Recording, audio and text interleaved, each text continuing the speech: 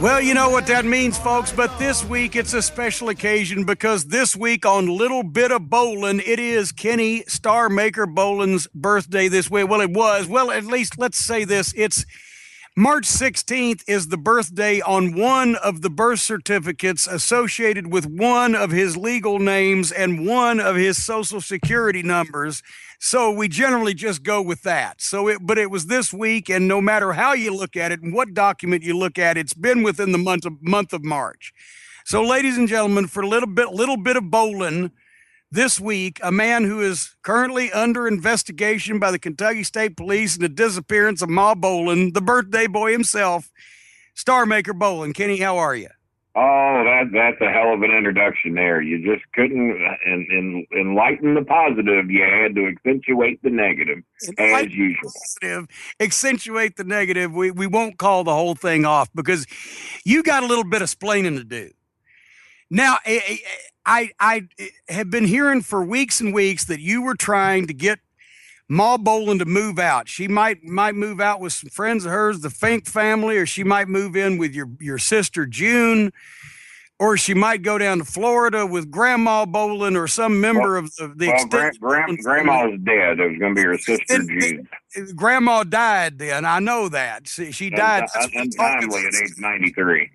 Talk of that stopped when she died, but the point is you were trying to get Ma Bolin to move out, and a few weeks ago, you called me up and you said, I finally got rid of Ma. I did. And now apparently. And I will say, when he said he got rid of her, then there was lots of talk about what he was going to do with her body. Well, and the last week. And thanks to you guys, that's trying to be used against me now. Burn or bury, that's come up a lot. The last week that she was there, y'all had the conversation. Y'all had the conversation amongst yourselves because what we were going to do with her. Of what you were going to do with her when the time came, because she's got an insurance policy. It only has so much money, and the funeral was $8,600.45. Very good, very good. I'm glad you remember that. And the fact is, the funeral was going to cost $12,000-15,000, but the cremation, not incineration, as you put it, was going to cost about $650. And I remember the last thing I heard about that was you talked to our friend Steve Neer, who's going to be operating that pet cemetery over there in Clarksville, and you thought that he could get you a better deal. Steve Kinnear is in the process of purchasing a pet cemetery. It's K. Yeah, all right. Well, there's a K in it. You don't pronounce it. I see it. I pronounce it. I ain't wasting the K. It's K. Steve Kinnear told me he's going to purchase a pet cemetery, that he would give me the family and friends discount, and based solely on the reason that when Ma Bolin wakes up in the morning, and you've seen her, she wakes up a bit on the angry side, and let's face it, she looks like an old dead carp when she wakes up in the morning. Well, maybe not dead, but an old dried up carp. Nevertheless. And I figure if she looks like a big old 225-pound carp, that we could probably slide her into that pet cemetery and do what they do there. He told me I'd get family and friends discount, and he said, "What are you looking to spend?" I said, "Well, right now about $800." He says, "I'll get you out for $400 or less." All right. So that's a pretty good deal. You're trying to lead us away from the point of the questioning. The point of questioning was, that's the last I heard about that debate. And the fact is, you probably want to talk about my son's new food distribution enterprise. You want to talk about that, I bet. No, I don't. I want to talk about what about my birthday and what all I did for my birthday. You want to talk about that?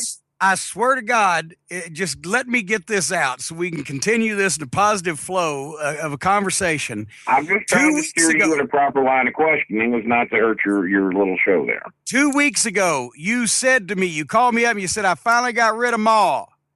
And then you proceeded to tell me that she'd gone to some way. Yes, you did. That was your opening line. That was the first words out of your mouth, and you followed it up with she'd gone to live with some friends in the trailer park up in LaGrange. The point is, nobody that you know and nobody that we know has talked to her or seen her since. I haven't talked to her either. I mean, I'm as much in the dark about this crap as you all are. How many times have the police been to your house in the last 2 weeks looking for Ma Bolin because your cousin, cousin Mellifluous down in Florida, called and said, hey, she couldn't find her Ma Bolin? Well, counting the day, 4. All right. And did you or did you not, first 2 times they were there, give them a name of the people she was living with that was incorrect and an address or a location that was incorrect? Mistakenly, because I was told by an individual that Melissa, who you've taken pictures of back in the day when she was a little baby. Well, now, don't say it like that. I took her baby pictures because she's related to your old friend Donna Fink. You don't want any ill manifestations thrown your way, do you? She's supposed to I didn't think with so. the Fink family up there, but it turns out that's not her name. You used to take pictures of small children that didn't ask for it. You don't want to, talk about that, do you? You want to talk about me. Your story is that you sent your mother to live with someone and you know their maiden name, but you don't know their married name, so you don't know how to find them. To where I thought was Rolling Hills Trailer Park, because Mom used to live there back in the day, and there was a fire and she was forced to move. That was back in the late 80s, because that was just before Christmas. So I thought she moved back to where the place had caught fire at. And Melissa Fink, you know the name as well as I do. Like I said, you used to take pictures of her as a little baby, her and June, my little sister. And Melissa Fink is the only name that I knew. Well, it turned out that that was not the trailer park that Melissa lives in. And that, how do you say this? I've never met the husband that she married, but I think he is of other national geographical descent of not of this country, and I cannot say nor pronounce his name. Oh, for God's sake! So you've even if I knew the name, I probably couldn't say it properly. Does Ma Bolin not have a cell phone? Have you tried to just call Ma Bolin? I gave her my old track phone. I had that track phone that had about 1,000 minutes on it. I gave that to her and loaded it up with 90 more days of service and 180 more minutes to make sure that she had plenty of minutes to be able to call me if she so desired. And I've called that number, and it's always busy. I mean, not busy, but it goes directly to voicemail. So I don't know that she knows how to turn it on, to be honest with you. Oh, for God's sake. And Ma Bolin, as everybody knows, was pissed off at you for booting her out and has had no inclination, if she is indeed all right, to call you. She was not happy, but I was under the assumption that she would get over it. But not only has all this come about, to where the police have been here 3 or 4 times asking questions, probing around, playing nice guy. You know, I see the CSIs. I know how they do it. They're coming here being nice, but they're saying they're talking down to me. They act like I don't know what they're up to. Well, but now listen to me. Listen to me for just a second. Here's what's happened. The police have been there 4 times. The first 2 of those times, you gave them a phony name and a phony location where your mother was, that cousin Melancholia down in Florida has been calling about. 3 of the first 4 until I found out otherwise. Okay, 3 of the first 4. And then the last time, you've just blatantly told them, I don't know where my own mother is, and I have no way to in a trailer park in LaGrange. That was as truthful as I could tell them. And well, that narrows it down. Have you seen LaGrange lately? And here's another thing. Did they or did they not? Did the cops find a hammer on your coffee table with all kinds of red residue on it that they questioned you about for half an hour? Yes, and I'll tell you the same thing I told them. As you know, I've been to the doctor recently. I was up a few pounds, and they're wanting me to make some adjustments. I've been nervous. I've been wondering where my mother is. And I've actually been nervous about this, and it's probably caused me to have a bit of a slight eating disorder. And the doctors told me that, quit worrying about your mother. You're going to die if you don't start eating better. And I bought me a smoothie machine, and I've been making smoothies. But with a hammer? Well, it don't match the frozen strawberries. I can get frozen strawberries for a fraction of the price of fresh.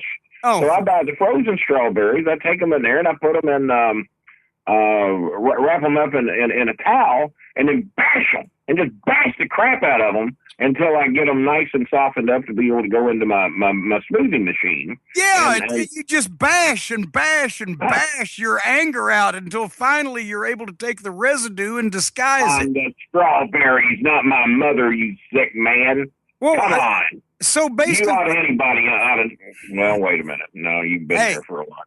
What is the dispensation now? Where do you stand with the Kentucky State Police in this investigation over Ma Bolin? Well, obviously, been a better son. Obviously, they got nothing on me. They got nothing on me. I'm sitting here in my own home on my own phone. I'm not wearing orange. I don't have an ankle bracelet on. I'm not incarcerated or even home incarcerated. They obviously have nothing, and they were having a field day when they saw that hammer laying there with red residue on it. Well, I challenge them. They can take that down to any of those CSI DNA places, run tests on it, and all they're going to come back with is strawberries. I'm telling you. My hand to God. Strawberries all along. The strawberries. Strawberries that I bash and bash and bash until they'll go into my smoothie machine. All right, birthday boy. No anger. You just got to bash them a lot. Well, just wait. Hold on here, Bash. Me angry. Oh, and then the thing comes up, and I was misquoted. I think I might have even said it on one of your shows, to where we jokingly said that if I was ever going to get rid of a body, I would dump it in Lake Lavilla.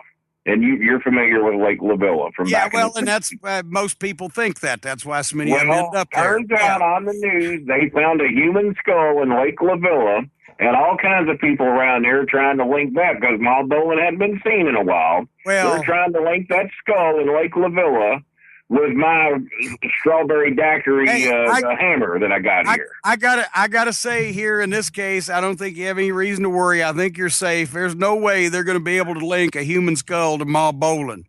But I want to ask you, since this is your birthday week and you celebrate at various times depending on what type of identification documentation you're using, but what did you do for your What did you do for your most popular birthday this week? Oh, well, you are one of the few people that knows 3 of the names that I've gone by in my life. One for a very short period of time, one for a very long period of time, and then the other one legally just here recently. And you, and probably only you, are the one that knows all 3 of those names. So, and of course, as you know, 2 of the 3 have different birthdays on them. So here's what me and my son... It just worked out that way. Because Ma Bolin had never bothered to get an actual birth certificate when you were actually born. Well, so she was intimidated by Johnny. We won't say his last name. The notorious Johnny, the one who's the last one to ever serve time in the state of Kentucky for cattle rustling. Well, we're starting to take a side trip now. Let's stick to the fucking path. Just let people know who the man was. That's all. But but what I did is, as you know, a lot of the restaurants around here have a free food on your birthday. Well, the problem is when I called these places, Ruby Tuesdays, Kingfish, Denny's, a couple others, is that you don't really get like a full meal. They're only partially trying to lure you in. They get you in with like an appetizer. What do you get? What do you get? Well, what I found out at Kingfish is that you get a free fish sandwich. Well, you and I both know that. You and I both know that you and I both know that one $6.50 fish sandwich, been a while since you've been to Kingfish apparently. Well, whatever. It's not going to fill me up. And at Denny's, what do they give you? A $4.99 Grand Slam breakfast. And at Ruby Tuesday, what's the matter with a breakfast that's named Grand Slam? Sounds like it'd have pretty much a little bit of everything you might want at breakfast. It takes 2 of those to please me. Oh, and then on the other hand, Ruby Tuesday's actually trying. They give you up to a $9 hamburger free of charge. If you go over that, then you just pay the difference. Oh, wait a minute. Wouldn't that $9 hamburger also come with an order of fries like it usually does? Don't know. Well, I didn't until yesterday, and it turns out that it does, but I didn't know that going into it. Well, yes, it would. Well, I didn't know that going into it. Hey, you have a big $9 hamburger and order of fries. You pay for a $2.50 soft drink there and go about your merry way. That's how some people would do it. But me and the Prince got together, and here's what we decided to do to actually have a feast on these 3 restaurants. Because obviously, as you know, the Prince, Christopher's birthday is March the 16th as well. Yeah, and it's amazing how that happened. Only 6 minutes apart. It is amazing, truly a miracle. Well, and my miracle son, I call him. It was about 25 or 26 years in 3 minutes or 6 minutes or whatever. Well, if you want to measure it that way. Yeah. But what we did is to really have a great feast that was not going to cost the Bolins any money, because why should we spend money on our birthday? What we did is we went to Kingfish and ordered our fish sandwiches and a glass of water. because they won't let you get them to go. So we sit down at the table. They bring us their fish sandwiches. Well, Chris don't like fish, so this works out good for me. So we get two glasses you eat both of these water. fish sandwiches. Well, no, they bring them to me, and then we get a to-go bag. So we got a to-go bag, and we drove right over there by you. I was surprised you wasn't around. I thought you'd come celebrate my birthday with me. Over there on Blankenbaker Road. So we get, now I've told people close to where you live. Oh, for heaven's sake, you continue on. A lot of people live around there. So we leave the Kingfish on Blankenbaker, go right across the street to Ruby Tuesdays. You know where it's at. We go into Ruby Tuesdays. Yes. We go into Ruby Tuesdays, same thing. We order our free birthday burger. We get the $9 burger deluxe. To our surprise, we got fries with it. We weren't expecting it. Oh, and we get our burger, order, of course, 2 glasses of water. We ain't spending $5 on 2 goddamn soft drinks. That's ridiculous. So they bring us their burgers, and we sit there and idly chat for a little bit. So now I got 2 fish sandwiches in my bag. Now we got 2 $9 hamburgers and fries. Now things are shaping up. But we want to feast. So, and we got to do all this in the same day because they don't let you come on the 17th and celebrate. They ought to give you all week, but they don't. So now we go to Denny's. Denny's, we figure if we sit in the back, we can break out our fish sandwiches, break out our $9 hamburger and fries, and order our Grand Slam breakfast. And now we got a feast. We can invite Myra. She can come down and nibble up our plates. Oh, for God's sake. Now you're feeding people nibbling off your plates. So this gluttony. And now we don't, well, here's the great thing. Now we don't have to spend a nickel. And I want you to know that goddamn waitress got all huffy with us when I handed her my fish sandwiches and burgers, and after she'd go in the back and microwave those up for about 45 seconds each for me. Got fucking attitude. So she didn't get a tip. Can you imagine that? What would she have gotten one anyway? They microwaved their own food at Denny's. Why not the food I brought in? It was my fucking birthday. And so we had a tremendous feast. The waitress did not get a tip due to her fucking attitude. But they didn't microwave our sandwiches for us either. All right. Anyway, I'm sure you had a happy birthday, and I'm sure also the doctor is happy with your progress on the health program he was trying to put you on. It was cheat day. It was my birthday. You can eat anything you want, and that's what I did. And it didn't cost a nickel. Well, I mean, you got to admire that. Speaking I found of a way to eat at all 3 places free of charge and didn't even have to buy a Coke. Speaking of cheats, there's another shyster member of your family, a good friend of mine, of course, Biscuits and Gravy, your brother, Demi-John. Another shyster means you're calling me a shyster. What did I do? Well, I'm glad you picked up on that. But point is, he's actually had legitimate problems here lately because everybody has heard on the news, they've seen on the weather, that the Ohio Valley is in the middle of flood warnings because we had so much rain on top of so much snow on the ground that now the Ohio River is flowing over its banks, and they're having flood warnings in the streams and flowing down from the north. Yes, from the north. It's like the movie The Day After Tomorrow. We got icebergs in the Ohio River, et cetera, et cetera. The point is, Biscuits and Gravy there, is he homeless now, or was he able to explain the apparatus he lives in and down by the river? Well, as you know, about every year, and ironically right around NCAA tournament time, he does get forced out of his home. Yes. But here's what my loving brother, who has a gambling addiction, this is what's happened to him. He used to live in a $325,000 A-frame home, but his gambling got so severe he had to give his home up. So he fortunately had some property that he hadn't gambled away yet or done anything with, so he sold his property. He got He got $138,000 for some land that he had there in Henry County, which shocked me because I wouldn't give you $138,000 for all of Henry County, and I don't think you would either.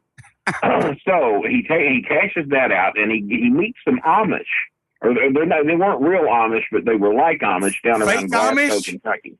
They were fake Amish, is what I would call them. No, they're the like ones that no, they're not Amish. They're down there. They're the ones that were still ride around in the horse and buggy down central Kentucky. That's and like the Mennonites? Times. Mennonites, Canaanites. The Watanites? The Mennonites or the Canaanites or something like that. Yeah. Holy shit, that sounds evil. Long skirts and things. Anyway, continue. Yeah. Well, that's just like the Amish. It's a ripoff. People want to try and say that. No, I don't mean continue on that. I mean, what about your brother and the fucking Canaanites? Well, this is where I'm going with it. He thought they were Amish, and you know the Amish are known for quality and good work, and they make heaters and put up barns in a day and can grow beers out of this fucking world and shit like that. Well, he meets these people thinking they're real Amish, and what they were doing is they were making, I guess you would call it manufactured housing. They sold for like $35,000, and they were kind of made into like a tractor trailer block or something. Uh-huh. And there was enough room in there to make a living room, a very small kitchen, a very small bedroom, and an even smaller bathroom. Probably the total square footage would be maybe 400, maybe 500. That's the square footage of his entire home. But he had a strategy. The reason he had to do this is that he had to put it up on stilts, elevate it, and put it up on 3 levels to get it at least 19.9 inches off the ground. Because that was 19 feet 9 inches, not 19.9 inches, which doesn't make a lot of fucking sense for the sake of this story. Yeah. No. Well, thank you for correcting me, because that wouldn't have been very high and not as impressive. 19 feet 9 inches, you're correct. For once, you actually came in handy. And the reason he chose that distance is because that was the highest flood that they had ever had in the history of Carroll County. He wanted to live on the Kentucky River. In the history, because he wants to live in a shack down by the river, and because of the history of floods, he has to make his home more than 19 feet 9 inches off the ground to be able to withstand the biggest flood ever in the history of floods. Well, he didn't go more. He went exactly 19 feet 9 inches, assuming that the world's biggest flood was never ever going to hit again. A record will never be broken. Well, according to that, that's right, because Noah, that was the biggest one. And Lord knows we'd never get all 2 of every species in the ark again. What with all the health department regulations? Well, the thing is that he's been flooded out of that home now at least probably 5 times in the last 6 years. Well, now, what is on the first 2 levels of his home? Just stairs to get to the 3rd level, or does he have something in there that's basically stairs to get to the 3rd level and storage bins? Because as you know, he doesn't really have a job, so he goes around to auctions and bids on stuff, and he kind of does like what you do. He buys low and tries to sell high. But it doesn't always work out that way. Normally he buys low, sells lower, because he needs money to go to Belterra, which is only a few miles from his back door. So that was the other reason he wanted to live on the river, is that it put him closer to the gambling casino. Well, Timmy John had $138,000. He spent $35,000 of it on this boxed home, and he called me up several years ago saying, "Kenny, I come out like a bandit. I got me my home. I'm up where I want to be. I'm on the river." And I said, it sounds like you got you some cash left over. I said, you got about $100,000 left over. And to quote Timmy John, I got more than that, man. So I figured he was set for life. No bills. He doesn't have any rent. Electric's going to be very little. He's set for life. Anybody can make $100,000 last if you don't have to buy anything. Well, the next year he was broke. He had no money. He was trying to beg me for my DVD burner so he could get on my DVD burning enterprise. All right, now you're running you're stooging your brother's financial situation right here in front of God and everybody here on the program, and just airing his dirty laundry. I asked about it. The poor man has been flooded out of his home, and all you're doing is bad-mouthing him. All you're doing is putting the mouth on him, as Dennis Corluzzo used to say. Let's get to that. Of course, we had all that snow here. He's recently. A refugee. He's a refugee now. He's been flooded out of his home and his belongings. Like Mal Bolin, I don't know exactly where he is right now. Did you offer him? Did he call and ask to come stay with you, or did you offer to take your own brother in?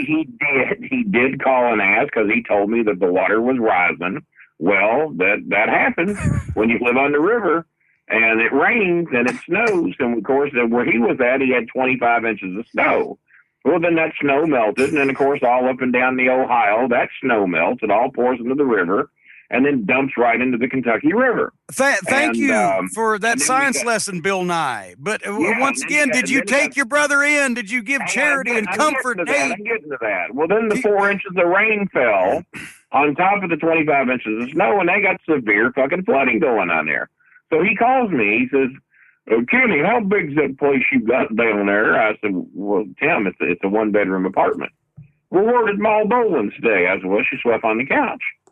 I don't guess you got a little room for your brother there, man. Goddamn, the water's coming up. It's about 3 feet from my door, and I ain't got no place to go, and I want to watch the tournament, and all my friends down here don't have TV or anything. I said, Tim, I just got rid of... Ladies and gentlemen, please envision the actor Slim Pickens. Slim Pickens. Performing that's all you got to do. The previous lines. Continue, and you respond. I still think Slim Pickens is his father. We're trying to pin that on Ma Bolin, too. But I told him as in the common most of the guys that Ma Bolin fucked were Slim Pickens, but go ahead. You knew her as good as any. I told Tim in as calm and as nice voice as I could, I just got rid of one irritating relative here. I'm not taking in another. I've got my 70-inch television and my surround sound and my beautiful leather sofa that I bought brand new about a year ago that her big ass has been occupying since the time she's been here. She took over my television. She took over my living room. I couldn't have my friends over. As you know, I'm a night owl. I don't want to go to bed at fucking 9 o'clock, which I've been forced to do for the last goddamn year and a half. I was so fucking thrilled to be rid of her once and for all around here. And you think I was going to take that fucking loser in, that gambling addicted? And he would be in and out of the goddamn gambling boats and casinos around here. He'd be laying on my couch, occupying my television, eating all my goddamn food, and offering nothing for it. Well, in that case, then... What do they say, Jimmy? A friend in need is no friend indeed, and that goes for family as well. So if you're a family member listening to this show and you need something from me, fuck you. I finally got rid of Ma Bolin. I'm rid of my brother. I don't know where he's floating around at, but he ain't here. And the rest of you can goddamn go to hell as well, because nobody is getting my TV and my sofa from me ever again. I may die here. I don't know when that's going to be, but it ain't going to be with any company. I made a song. And once again, as we did at the top of the program, we'd like to thank all the new listeners who might have been referred here by the Ross Report when I appeared on Jim Ross's fine program, professional program for... he's never had me on his show for some reason. I wonder why. I'm more than happy to do it. Alice, do you have the button that plays the music that gets us out of this whole thing? Folks, thanks for tolerating this. Next week, another experience. Alice, just cut him off. I want to talk about Goodbye, the Prince's entrepreneurial show. I want to talk about his new business. I got shit to say.